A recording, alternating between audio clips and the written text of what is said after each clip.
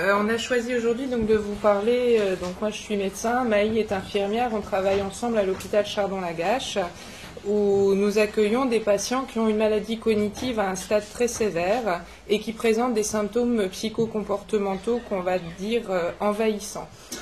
Notre travail, vraiment le pilier de notre travail, c'est l'équipe pluridisciplinaire. C'est un travail qui est basé sur l'investissement de tous les professionnels dans la compréhension, dans l'analyse des symptômes, qu'on essaye toujours de resituer dans l'histoire de vie du patient afin de lui apporter finalement la meilleure prise en soin. Le soin à Chardon-Lagache, il est toujours basé sur la levée des contraintes pour le patient afin de ne pas le mettre en situation d'échec, si c'est possible, et aussi d'incompréhension, et donc de s'exposer au risque d'augmenter son hostilité. Quelles sont les demandes courantes qui me sont faites par les soignants? C'est souvent, Delphine, on n'y arrive pas. Monsieur X est très opposant, agressif, il refuse qu'on l'approche, qu'on lui fasse les soins, il nous tape, il ne veut pas prendre ses médicaments. Qu'est-ce qu'on peut faire? On ne pourrait pas lui donner quelque chose. Ou alors, Monsieur X a encore refusé qu'on le change, nous n'avons pas le sentiment de bien faire notre travail et la famille est mécontente. Finalement, qu'est-ce que c'est ces demandes? C'est avant tout, je pense, une demande d'écoute. Une demande évidemment d'expertise médicale, on ne vient pas trouver le médecin juste pour se plaindre, et aussi de réassurance dans sa fonction de bon soignant. C'est vraiment cette demande fréquente, c'est on n'arrive pas à le changer, il est souillé, qu'est-ce qu'on fait? On ne fait pas bien notre travail, on est payé pour ça, on a envie de le faire, mais pour autant on s'y oppose. Donc c'est une demande aussi de solutions immédiates et évidemment efficaces. L'important pour moi, c'est, je pense, d'écouter et de croire tout ce qu'on me rapporte. De s'assurer déjà que le refus de soins, il n'est pas d'une cause médicale qu'on va dire curable, connue des gériatres, une déshydratation, une rétention aiguë d'urine et toute autre complication de la personne âgée.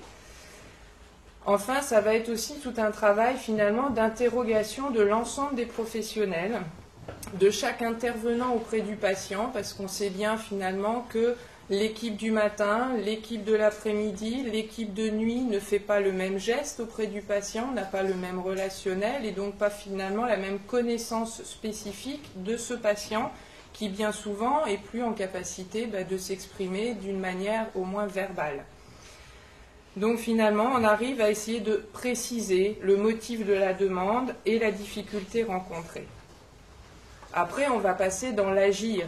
Mais avant de passer dans l'agir, on va se poser toujours cette question du bénéfice que l'on peut attendre pour le patient. De quel risque, si le soin, toilette, prise de médicaments, change, va être différé pour éventuellement lui favoriser plus de confort au quotidien. Bien souvent, quand on a éliminé les causes organiques curables, on va se rendre compte qu'il n'y a finalement pas d'urgence et qu'on a toujours besoin et nécessité à prendre le temps de décrypter les difficultés et les refus. Prendre le temps, évidemment, d'expliquer, de resituer dans le cadre de la pathologie neurologique, de former le soignant à la compréhension du symptôme qui n'est pas il te repousse parce qu'il a envie aujourd'hui de t'embêter. C'est juste que, n'oublie pas, il est malade, il a un syndrome frontal, il a telle et telle spécificité neurologique qui explique que là, ça ne va pas fonctionner, mais peut-être que si tu reviens, toi, plus calme et lui plus disposé, ça se passera mieux. C'est de dédramatiser, de valoriser le soin et souvent le non-soin. Absence de soins immédiats qui est contrebalancée par confort du patient. Faut-il mieux, mais ça Maï vous en parlera mieux que moi, faut-il mieux contraindre un patient à lui changer sa protection parce qu'il est 16h et que c'est l'heure, ou d'attendre et que finalement ça se passera peut-être mieux à 20h ou à minuit. En gros, le sens de mon propos, c'est certainement de vous dire qu'un médecin tout seul, il ne peut pas travailler, parce qu'il ne connaît jamais tout du patient, que notre travail donc est axé sur, certes, la prise en charge comportementale, sur la compréhension du symptôme, aussi sur la prescription médicamenteuse, mais ce n'est pas le lieu d'en parler. D'accepter aussi de ne pas avoir de réponse et de solution immédiate. Qu'est-ce qu'il y a de pire pour un médecin de dire « je ne sais pas ». De toujours être sûr de la qualité de l'expertise de chacun des intervenants, de l'aide-soignante, de l'infirmière, du cadre, de la famille, auprès du patient. Le médecin, une fois de plus, ne sait pas tout, loin de là. Par contre, il se doit de créer une dynamique d'équipe de soins afin qu'ensemble, nous puissions porter les difficultés de prise en soin.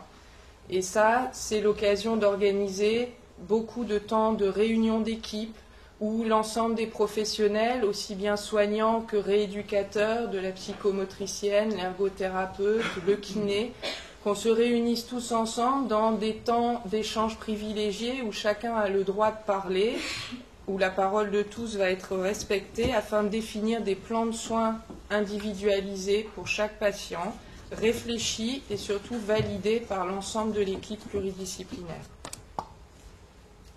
Quelques clés face à un refus de soins. Je pense que c'est déjà pourquoi ce refus, prendre le temps d'essayer de l'analyser, de le comprendre. Évidemment, bien connaître la personne dans sa globalité, dans son histoire de vie.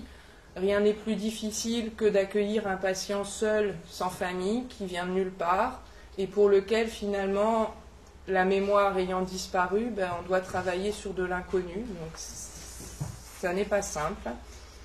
Enfin, c'est savoir différer le soin, savoir revenir, savoir rassurer, savoir se positionner, savoir avoir un bon ton de voix, savoir parler, expliquer, regarder.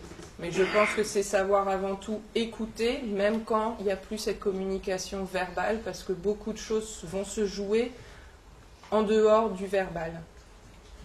Et c'est surtout, souvent, savoir accepter que parfois, on n'a pas de solution. Juste pour conclure, le bon soin, selon moi, mais j'espère selon beaucoup d'entre nous, n'est pas forcément celui qui est techniquement parfait, réalisé à l'heure dite, mais surtout celui qui causera le moins de déplaisir aux patients. En effet, nous ne sommes que des accompagnants du quotidien de personnes âgées malades. Nous sommes engagés dans une démarche de confort de la personne. Et en cela, je pense que l'éthique de notre prise en soin est la prise en soin en elle-même, spécifique, réfléchie et discutée avec l'ensemble de l'équipe soignante. Et nous nous devons donc toujours de replacer le patient, même le plus détérioré, au centre de la prise en soin, comme acteur de ces soins.